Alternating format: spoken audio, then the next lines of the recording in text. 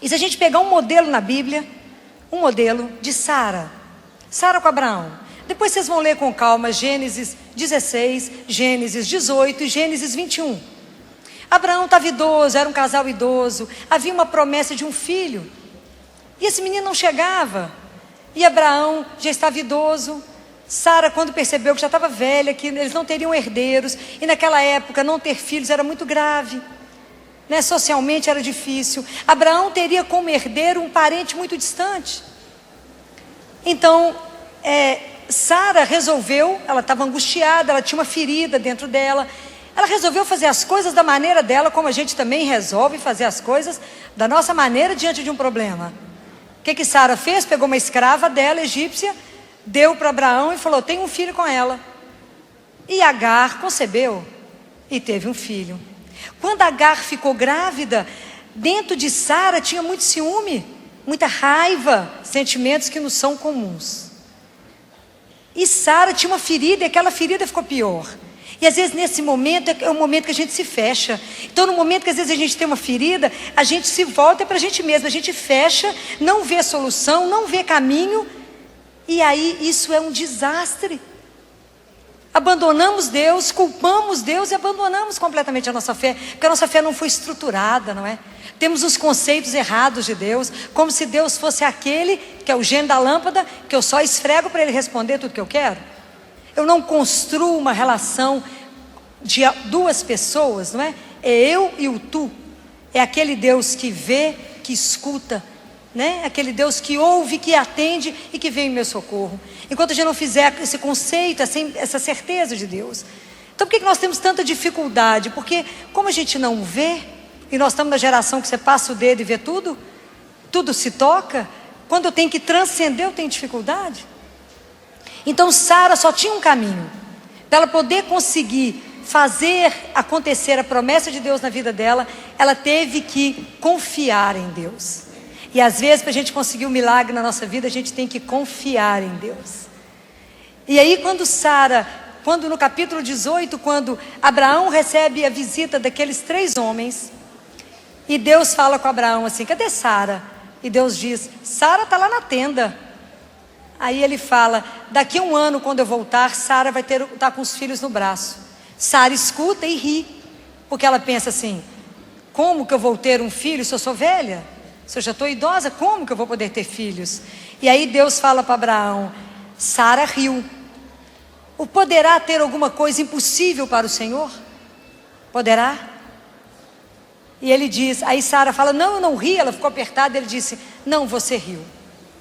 No capítulo 21, Sara dá à luz a Isaac, põe o nome dele de Isaac, que a tradução de Isaac é Deus sorriu.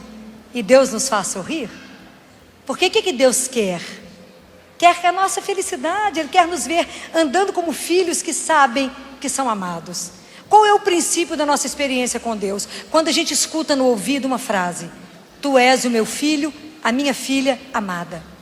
Quando a gente tomar consciência que somos filhos amados de Deus, o nosso passo é diferente. Porque o passo de quem sabe que é amado é diferente para andar. Porque é um passo seguro. Porque sabe aonde que está a confiança dele. É diferente. Aí vocês vão me dizer: Filó, mas isso é fácil para alguém que está lá na Bíblia, que já viveu essa história. Eu digo que não. Eu digo que a gente vai vendo esses milagres de Deus, essas coisas que Deus faz, quando a gente crê. Porque só quem crê, vê a glória de Deus. Somente quem crê. Há uns anos atrás, deve ter uns 3 anos, 2 anos, eu recebi uma criança no CTI, portadora de síndrome de Down, muito grave, chegou muito desnutrida. Se eu tivesse classificação na desnutrição acima do 3º grau, ela certamente preencheria. Essa criança chegou já com infecção, tinha um problema de coração gravíssimo, precisava ser operada, não tinha condição clínica de ser operada porque ela estava muito grave.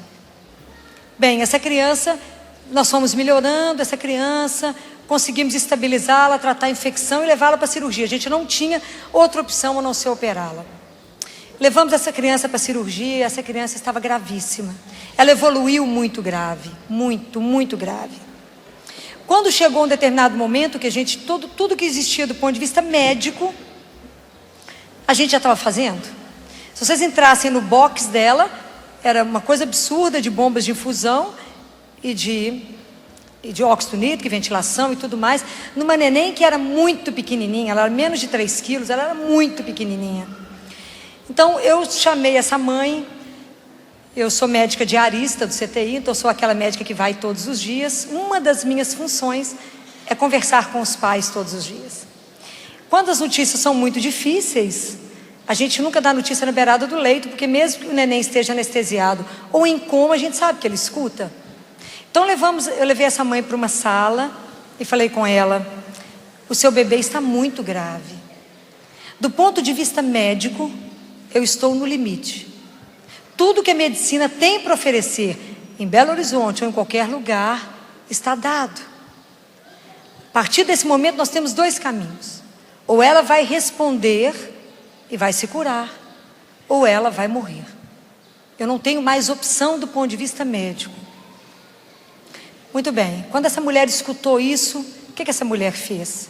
Ela se ajoelhou numa sala e fez a seguinte oração: Jesus, me dê a graça de criar uma filha com síndrome de Down, porque todas as outras que o Senhor me deu são perfeitas. Fez o sinal da cruz, se levantou e falou: vamos lá. Por que essa mulher fez essa oração? Porque ela sabia que ela estava diante de um Deus que escuta, que vê o sofrimento e que, se a gente confia, Ele age. Não foi isso que Deus disse para Moisés?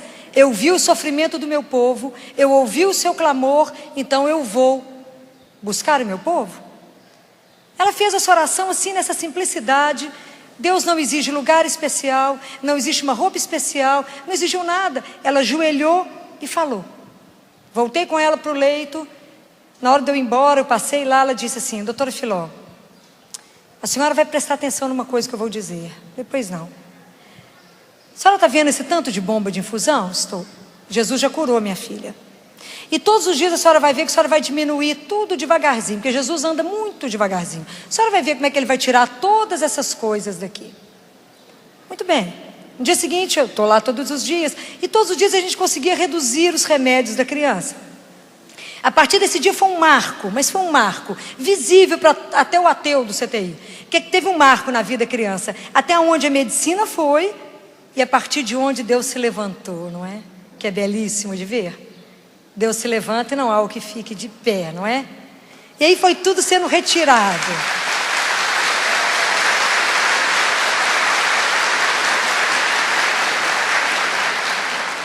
E tudo foi sendo retirado dessa criança, e essa criança foi embora de alta. Nenhuma sequela além dela ter a síndrome de Down. Até hoje a mãe vai ao CTI sempre. Todas as vezes que ela tem acompanhamento lá na cardiologia, a mãe retorna. E ela retorna, chega com a criança no CTI e diz: sabe por que eu passo aqui? Para que vocês não desistam, doutora. Não desista do trabalho de vocês. Porque Deus age, Deus está aqui.